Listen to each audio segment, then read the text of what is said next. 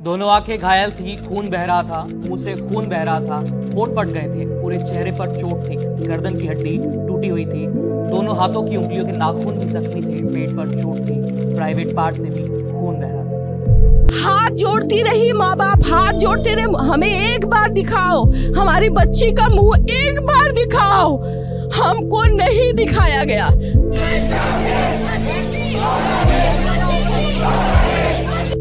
एक समाज के नाते हमें गंभीरता से सोचना होगा कि हमारी माताओं, बहनों, बेटियों के प्रति जो अत्याचार हो रहे हैं, उसके प्रति देश का आक्रोश है। अब समय की मांग है कि जिनको सजा होती है उसकी व्यापक चर्चा हो, ताकि ऐसा पाप करने वालों को भी डर पैदा हो कि ये पाप करने की हालत ये होती है कि फांसी पर लटकना पड़ता है। दोस्तों, साल 2012 में देश की राजधानी दिल्ली में एक ऐसी घिनौनी घटना होती है जिससे दिल्ली समेत पूरा देश गुस्से की आग में जलने लगता है। निर्भया केस के बाद ये उम्मीद जताई जाती है कि देश में रेप जैसी घिनौनी घटनाओं के लिए कानून व्यवस्था में कुछ ऐसे ठोस बदलाव लाए जाएंगे और ऐसे सख्त कानून बनाए जाएंगे जिससे कोई भी अपराधी ऐसा गलत काम करने से पहले 100 बार सोचेगा। लेकिन अभी जो आपने क्लिप्स देखी, इनको देखकर कहीं से भी नहीं लगता कि हमारे देश में विमेन सेफ्टी को लेकर कोई बदलाव आया है। आज के वीडियो में हम बात करेंगे आरजीकर मेडिकल कॉलेज में हुए उस इंसिडेंट के बारे में जिसको लेकर देश भर के डॉक्टर्स प्रोटेस्ट कर रहे हैं। 8 और 9 अगस्त की रात जो हुआ वो इतना भयानक था जिसको सुनकर आप भी सिहर उठेंगे। और इस केस को जिस तरीके से कवर अप करने की कोशिश की जा रही है उससे साफ नजर आता है कि इस केस में पुलिस से लेकर सरकार तक कहीं ना कहीं आरोपी को बचाने में लगी हुई है। वीडियो शुरू करने से पहले आप सभी से रिक्वेस्ट है कि प्लीज इस वीडियो को ज्यादा से ज्यादा शेयर करें, जिससे सभी लोगों को आखिर पता लग सके कि जो घटना वेस्ट बंगाल में हुई है वो हमारी सोसाइटी और देश के लिए कितनी खतरनाक है। 8 अगस्त की रात कोलकाता के RG Kar medical college day to night shift करने के बाद हॉस्पिटल की कुछ पोस्ट ग्रेजुएट ट्रेनी डॉक्टर्स रात को तकरीबन 11-12 बजे साथ में ओलंपिक्स देखने के लिए बैठ जाते हैं, क्योंकि उस दिन नीरज चोपड़ा का जेवलिन थ्रो वाला मैच था। तो सभी की तरह ये फीमेल डॉक्टर्स भी काम से फ्री होने के बाद मैच देखने के लिए बैठ जाती हैं। मैच देखकर फ्री होने के बाद करीब रात को 2 बजे ये सभी ट्रेनी डॉक्टर्स साथ में डिनर करते हैं। डिनर करने के बाद जो जूनियर ट्रेनी डॉक्टर्स थी वो एक दूसरे से बातचीत करके अपने घर के लिए निकल जाती हैं। लेकिन एक ट्रेनी डॉक्टर जो कि इस केस की विक्टिम है वो अपने घर नहीं जाती हैं, क्योंकि सुबह उन्हें फिर से हॉस्पिटल में काम करना था और घर जाने में काफ़ी टाइम लगता। और पूरे दिन की शिफ्ट करने के बाद थकान इतनी ज़्यादा होती है कि ये trainee doctor RG Kar medical college के 3rd फ्लोर पर जो सेमिनार हॉल था, जहाँ अक्सर हॉस्पिटल के छोटे मोटे सेमिनार होते थे, वहाँ पर रात के 3 बजे थोड़ा आराम करने के लिए चली जाती है। रात से सुबह हो जाती है, लेकिन अभी तक हॉस्पिटल में किसी भी तरह की कोई हलचल नहीं होती।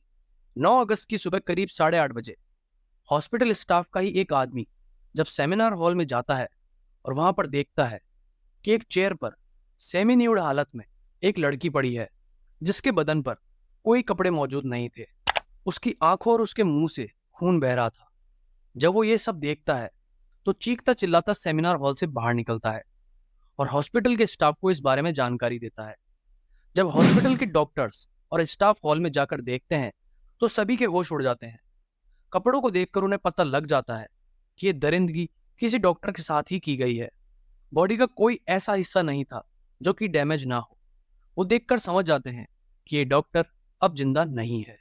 ये सब देखकर हॉस्पिटल के स्टाफ में काफी गुस्सा होता है, क्योंकि लगातार 2-3 दिन काम करने के बाद भी अगर कोई डॉक्टर अपने ही हॉस्पिटल में सेफ नहीं है तो डॉक्टर्स आखिर कहाँ सेफ होंगे। लेकिन ये गुस्सा अभी भी कहीं ना कहीं शांत था। बॉडी की पहचान करने के बाद डॉक्टर्स उस ट्रेनी डॉक्टर के घर पर फोन करते हैं और उनके पेरेंट्स को बताते हैं कि आपकी बेटी ने हॉस्पिटल में सुसाइड कर ली है। दरअसल इस केस को कवर अप करने की शुरुआत पहले दिन से ही की जाती है, क्योंकि कोई भी बॉडी को देखकर ये आसानी से समझ सकता था कि ये सुसाइड नहीं बल्कि मर्डर है और इस फीमेल के साथ में जबरदस्ती की गई है। लेकिन इसके बावजूद पेरेंट्स को गलत इंफॉर्मेशन दी जाती है। इसके बाद बॉडी को पोस्टमार्टम के लिए भेज दिया जाता है। यहाँ पेरेंट्स को अभी तक किसी भी तरह की कोई जानकारी नहीं दी जाती कि आखिर उनकी बेटी के साथ एक्चुअली में हुआ क्या है। पोस्टमार्टम की डिटेल्स जब सामने आई तो वो इतनी भयानक थी जिसको सुनकर आरजीकर मेडिकल कॉलेज के डॉक्टर समेत पूरे देश के डॉक्टर्स का गुस्सा फूट पड़ता है। Bleeding from both eyes, bleeding from the mouth, bleeding from the vagina, deep wound in vagina due to perverted sexuality, genital torture, nose and mouth clamped, head smashed on wall or floor to prevent her from screaming, throat strangled to suffocate, thyroid cartilage broken due to strangulation, injury on the lips, scratches on the face, injuries on the left leg, injury on the neck. Postmortem की खबर आने के बाद doctors का गुस्सा, जो कि अभी तक शांत था, अब बेकाबू हो जाता है और सभी डॉक्टर्स प्रोटेस्ट करना शुरू कर देते हैं और आरोपी को जल्द से जल्द पकड़ने की डिमांड करते हैं। अब तक इस केस को लेकर पुलिस और मीडिया दोनों एक्टिव हो जाती है। पुलिस की एक स्पेशल टीम आरोपी को पकड़ने के लिए अपनी इन्वेस्टिगेशन शुरू कर देती है। इसी सब के बीच जब मामला बड़ा होने लगता है तो वेस्ट बंगाल के सीएम ममता बनर्जी भी पुलिस को आदेश देती हैं कि आरोपी को 18 अगस्त तक गिरफ्तार किया जाए, नहीं तो वो इस केस को सीबीआई को ट्रांसफर कर देंगी। पुलिस भी अब फुर्ती के साथ इस केस पर काम करना शुरू कर देती है। अब पुलिस को इतना तो पता था कि जो भी क्रिमिनल इस केस में इन्वॉल्व है वो जरूर हॉस्पिटल के अंदर का ही कोई शख्स है और फिर पुलिस अपनी जांच हॉस्पिटल से ही शुरू करती है। पुलिस सबसे पहले ट्रेनी डॉक्टर की कलीग जो उसके साथ उस रात को मौजूद थे उनसे बातचीत करती है और वहीं से पुलिस को पता लगता है कि रात को 3 बजे के बाद ही ये सारी घटना हुई थी। अब पुलिस हॉस्पिटल में लगे सभी सीसीटीवी कैमरे की फुटेज को चेक करती है। यहाँ एक प्रॉब्लम ये भी थी कि सेमिनार हॉल में कोई भी कैमरा मौजूद नहीं था, नहीं तो आसानी से पता लगाया जा सकता था कि इस केस में कितने आरोपी शामिल हैं। लेकिन सेमिनार हॉल के जाने वाले रास्ते की एंट्री और एग्जिट पॉइंट पर सीसीटीवी मौजूद था। अब पुलिस इन सीसीटीवी में आने जाने वाले हर व्यक्ति की स्क्रीनिंग करती है।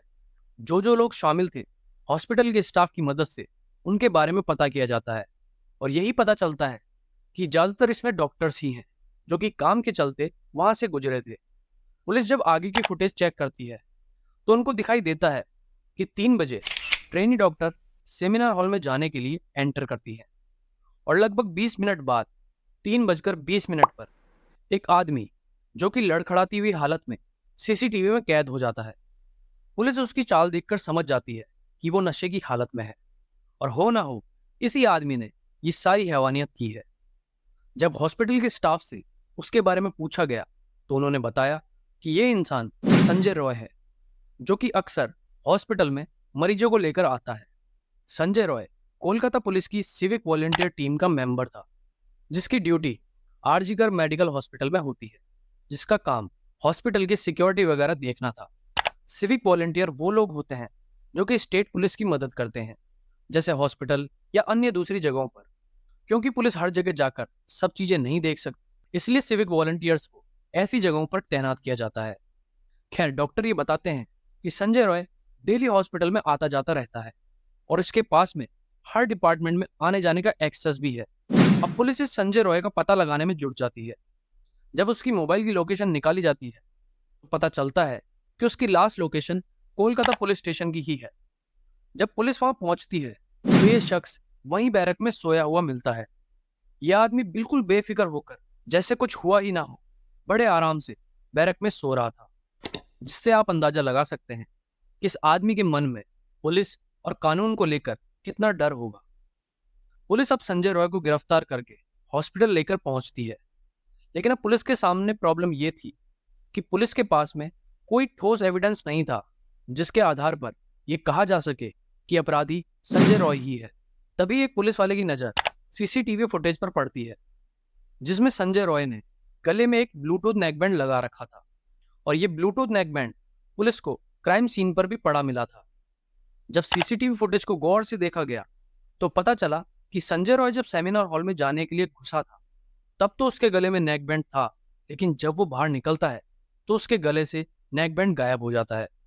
अब पुलिस संजय रॉय के मोबाइल से ब्लूटूथ ऑन करके नेकबैंड को कनेक्ट करने की कोशिश करती है और ऑन करते ही डिवाइस तुरंत कनेक्ट हो जाता है, जिससे ये बात साफ हो जाती है कि वो संजय रॉय ही था जो कल रात को सेमिनार हॉल में मौजूद था।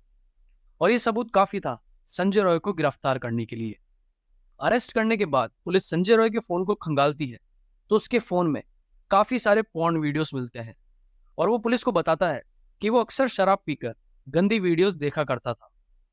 पुलिस जब संजय रॉय की और डिटेल्स निकालती है तो पुलिस को यह भी पता चलता है कि इस व्यक्ति की 4 शादी हो चुकी है, जिसमें से 3 बीवियों ने उसे डोमेस्टिक वायलेंस के चलते तलाक ले लिया था और चौथी वाइफ की 1 साल पहले ही मौत हो चुकी थी।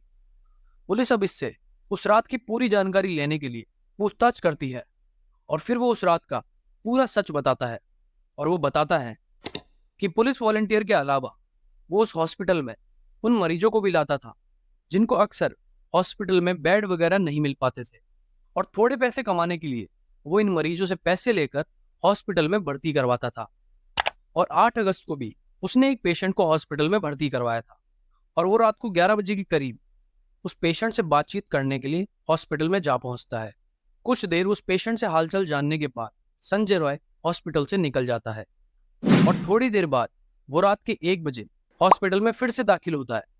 थोड़ी देर हॉस्पिटल में रुकने के बाद हॉस्पिटल में उसको एक जानकार मिलता है और फिर ये दोनों हॉस्पिटल के पीछे जो खाली जगह होती है वहां जाकर शराब पीते हैं।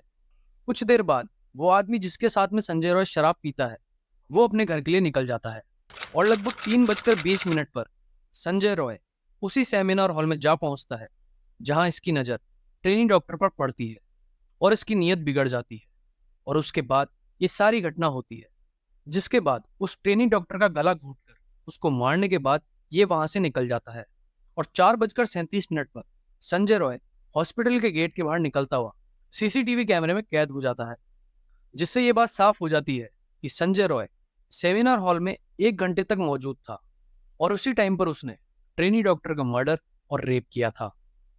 अब देखा जाए तो कोलकाता पुलिस के लिए ये एक ओपन एंड शट केस है, लेकिन हॉस्पिटल का स्टाफ ये शक जताता है जिस तरह का गलत काम ट्रेनी डॉक्टर के साथ में हुआ है उस केस में काफी पॉसिबिलिटी है कि ये 1 से ज्यादा लोगों का काम हो।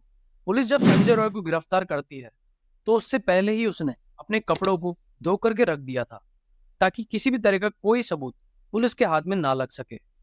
लेकिन पुलिस को उसके शू लेस पर खून के निशान मिलते हैं। पुलिस उन शू लेसेस को डीएनए सैंपलिंग के लिए भेज देती है। डीएनए रिपोर्ट में संजय रॉय और विक्टिम के अलावा किसी और के खून के निशान मिलते हैं तो इससे ये बात साफ हो जाएगी कि इस केस में 1 से ज्यादा लोग शामिल थे। लेकिन इस केस में कुछ ऐसी चीजें हुई हैं जिनका जानना आपके लिए बहुत जरूरी है। इस केस में आरोपी को बचाने के लिए सरकार से लेकर हॉस्पिटल एडमिनिस्ट्रेशन तक सभी लोग शामिल हैं और सवाल ये उठ रहे हैं कि ऐसे सेंसिटिव केस में सरकार क्यों सख्ती के साथ इस केस को हैंडल नहीं कर पा रही है। इस घटना के होने के बाद आरजीकर मेडिकल कॉलेज के प्रिंसिपल डॉक्टर संदीप घोष के ऊपर प्रेशर बनाया जाता है कि वो अपनी पोस्ट से रिजाइन दे और doctor Sandeep Ghosh moral responsibility लेते हुए अपनी पोस्ट से रिजाइन कर भी देते हैं। लेकिन रिजाइन करने के सिर्फ 8 घंटे के बाद ही west Bengal government doctor Sandeep Ghosh को Calcutta national medical college CNMC का प्रिंसिपल बना देती है। जब इस बात का विरोध हर जगह होता है और मीडिया भी जब इसको कवर करती है तब कैलकाटा हाईकोर्ट को इस पूरे मामले में इंटरवीन करना पड़ता है और हाईकोर्ट डॉक्टर संदीप घोष को फटकार लगाती है और उन्हें तुरंत उनकी पोस्ट से बर्खास्त कर देती है। और पुलिस के काम पर भी शक जताते हुए हाईकोर्ट इस केस को सीबीआई को ट्रांसफर कर देती है। सवाल ये भी उठाया जा रहा है कि आखिर क्यों हॉस्पिटल एडमिनिस्ट्रेशन इस पूरे मामले को सुसाइड दिखाने में लगा हुआ है, जबकि विक्टिम की हालत देखकर कोई भी बता सकता है कि उसका ब्रूटली मर्डर हुआ है। एक सवाल ये भी उठ रहा है कि आरजीकर मेडिकल कॉलेज में एविडेंस को टेम्पर करने की कोशिश की जा रही है, क्योंकि जो क्राइम सीन है उस लोकेशन के जस्ट अपोजिट साइड में हॉस्पिटल में कंस्ट्रक्शन का काम चालू करवा दिया गया है, जिसका हॉस्पिटल के स्टाफ से लेकर सभी लोग विरोध कर रहे हैं। और ये कितने दुर्भाग्य की बात है कि हमारे देश में जहां औरतों को देवी के रूप में पूजा जाता है, वहीं पर एक रेप के आरोपी को बचाने के लिए एक मॉब की भीड़ पूरे अस्पताल में आकर तोड़फोड़ कर देती है, जिससे कि सभी एविडेंस को पूरी तरीके से मिटाया जा सके और पुलिस पूरी लाचारी के साथ ये सब होते हुए देखती है। अभी इस केस में काफी और खुलासे होने बाकी है और मैं उम्मीद करता हूं कि सीबीआई की टीम जल्द से जल्द इस केस को उसके अंजाम तक पहुंचाए। और मेरी आप सभी से रिक्वेस्ट है कि आप सभी लोग अपने अपने लेवल पर इस घटना के विरोध में अपनी बात जरूर रखें, फिर वो चाहे सोशल मीडिया हो या कोई दूसरा प्लेटफॉर्म, ताकि इस देश की बेटी का बलिदान खराब ना जा सके। मैं उम्मीद करता हूँ कि वीडियो आपको पसंद आई होगी, तो प्लीज़ इस वीडियो को लाइक करें और चैनल को सपोर्ट करने के लिए प्लीज़ सब्सक्राइब जरूर करें। तब तक के लिए गुड बाय।